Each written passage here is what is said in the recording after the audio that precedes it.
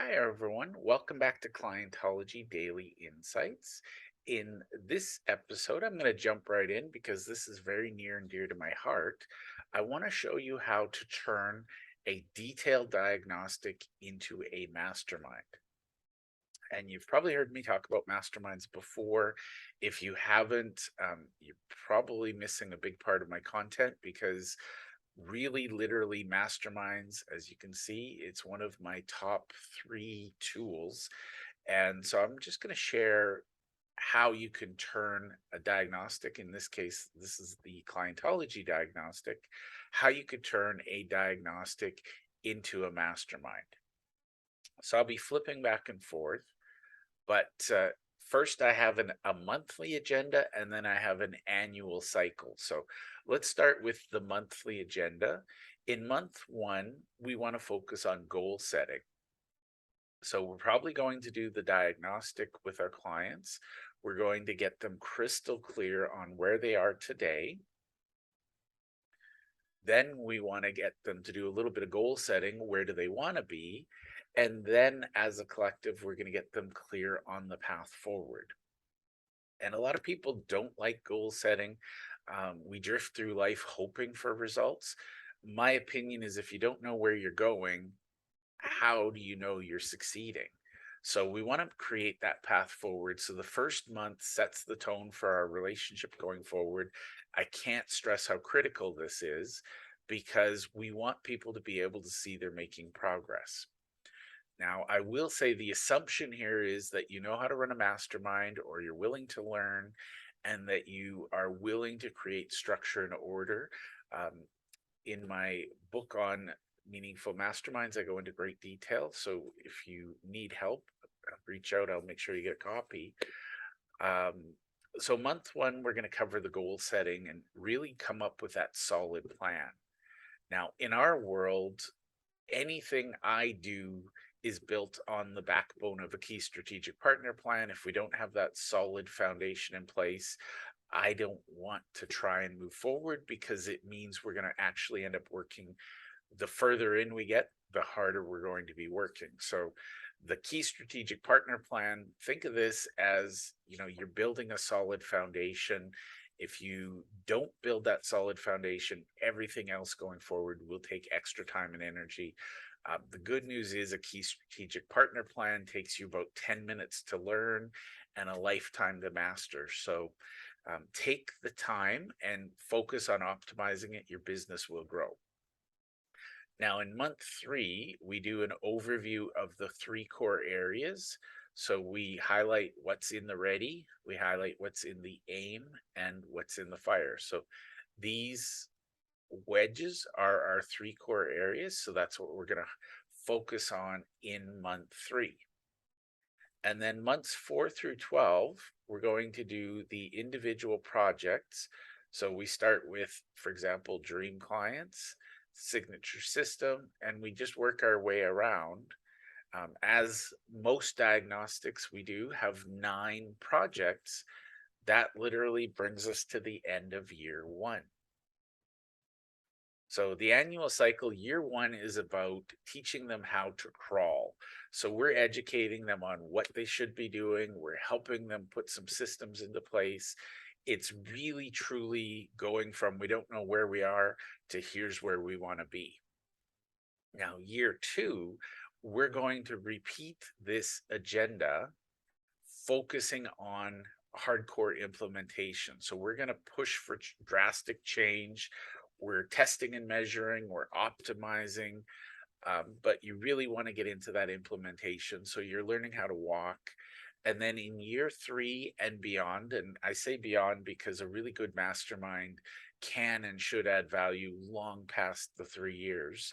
I've seen some that have been decades in the making. So a year three, it's about that conscious, deliberate practice to become a master. So this is where we learn how to run. So those are the first 3 years. After that, you can do things like year four might be starting over, re-educating, making sure they haven't missed anything. Maybe they're teaching somebody. year 5, they're helping somebody implement. So make this about community, about giving back and participating. And of course, think about new ways. And one of the things you can do is, as a collective in your mastermind, brainstorm ways that we as a collective can add value to one another in the group. So I'm going to share an example. This is the Clientology Mastermind. And I realize I taught you to follow the diagnostic. One of the things I will point out that's somewhat unique, we put a lot up front, because if somebody's not willing to do this upfront work, everything else will just be extra. So I'm breaking my own rule, but this is the beautiful thing. There is no one best way to run a mastermind.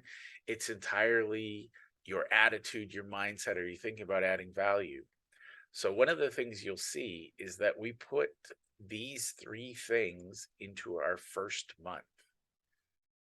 So in the first month, if they don't know who their dream clients are, Clientology is going to just confuse somebody. So we make sure they're crystal clear on who they serve.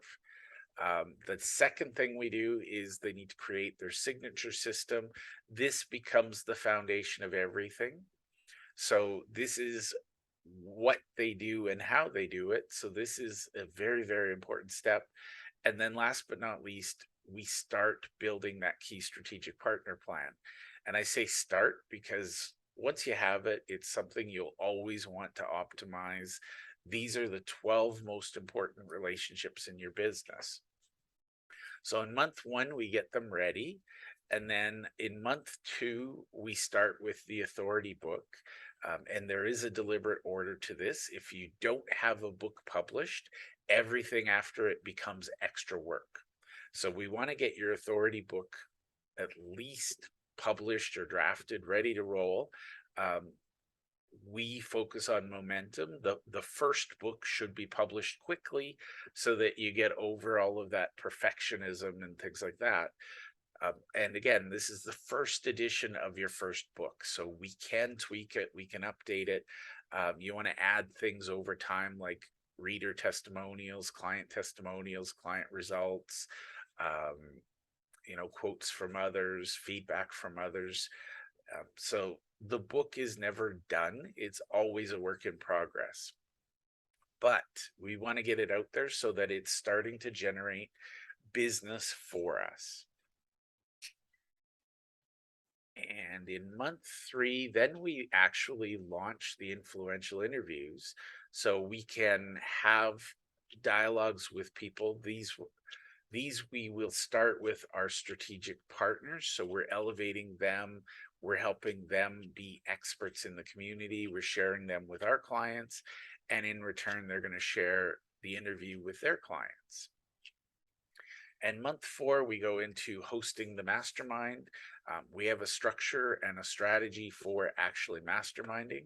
So there's a little irony. We have a mastermind about masterminds, and we brainstorm how we have a better mastermind. Getting the mastermind out there, this is the focus of the mastermind, is how do we deliver wow? How do we add value to our mutual dream clients? So the participants in our mastermind are going to be, again, our key strategic partners. And a lot of people say, well, what exactly is a key strategic partner? The short answer is there's somebody you know, like, and trust who also can add value to your clients by offering their product or service to your clients. So as a collective, you're going to brainstorm ways to add value to your clients. Now, in month 5, we're going to start by preparing to scale. We're looking at all of the things in the business and what are our leverage points. Where can we find that 80-20, the Pareto principle, where we're going to get the most impact for the least effort? And the reason I say that is I assume you're all busy. I assume you all have lives, and you're probably thinking, Jeff, this sounds like a lot of work. It isn't. One of the secrets, we follow the secrets of Perry Marshall from his book Detox, Declutter, Dominate. The goal is we eliminate things before we start to automate and delegate. So believe it or not, this preparing to scale is as much about cleaning house as it is about adding things. So really, truly, your net time should go down once you figure out how to scale. And then month 6, we get into the automation. So we're implementing some technology to ensure that we are delivering wow to our customers and clients every time. Month 7, we're getting into the team building. And sometimes, people need to figure out, first of all, how do we delegate? But second of all, who do we need on the bus and what seats should they be in? And I find it fascinating when, a lot of small businesses, they grow by accident. They hire somebody and that somebody becomes a clone of the business owner. What you want to do is hire for your weakness, areas of weakness, so that you don't have to do it. So we want to build the right team, put the right people in the right seats on the right bus. Now, again, this is unique to the Clientology group because we condense our first 3 months into a month.